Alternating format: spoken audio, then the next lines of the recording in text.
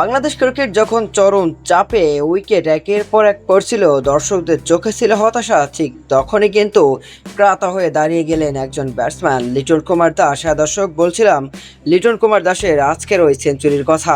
আজকের ভিডিওতে আমরা কথা বলবো সেই দুর্দান্ত ইনিংস নিয়ে, যেখানে লিটন আবারও প্রমাণ করলেন কেন তাকে বাংলাদেশের সবচেয়ে ক্লাসি এবং নির্ভরযোগ্য ব্যাটার বলা হয়ে থাকে।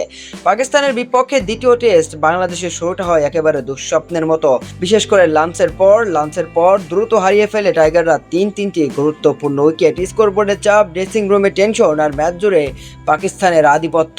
কিন্তু এই কঠিন মুহূর্তে হাল ছাড়েননি লিটন কুমার দাস। এক প্রান্ত থেকে আগলে রেখে শুরু করেন প্রতিরোধ। প্রতিটি বল খেলেছেন আত্মবিশ্বাসের সঙ্গে। কাভার ড্রাইভ, পুল শট, স্কোয়ার শট সবকিছুই ছিল তার ক্লাস এবং নিয়ন্ত্রণে। তাইজুল ইসলাম, শরীফুল ইসলাম, এমনকি তাসকিন আহমেদের সঙ্গেও কিন্তু জুটি গড়েছেন লিটন কুমার দাস। যেখানে ভেবেছিল বাংলাদেশ আজকে 200 করতে পারবে কিনা, সেখানে বাংলাদেশকে তিনি এনে দিয়েছিলেন 278 রানের একটা সংগ্রহ।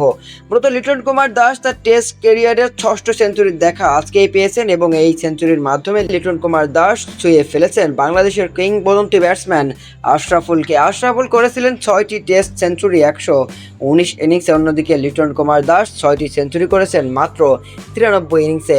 সংখ্যাগুলোই বলে দিচ্ছে লিটন কতটা এগিয়ে আশরাফুলের থেকেও।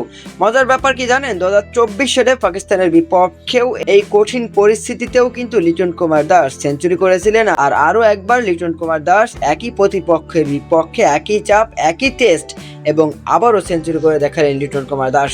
এ যেন বাংলাদেশের জন্য সংকটের আর এক নাম লিটন কুমার দাস। আজকের এই ইনিংসটা শুধু একটা সেঞ্চুরি নয়, এটা ছিল দায়িত্ববোধের গল্প, এটা ছিল লড়াইয়ের গল্প, এটা ছিল একজন যোদ্ধার গল্প।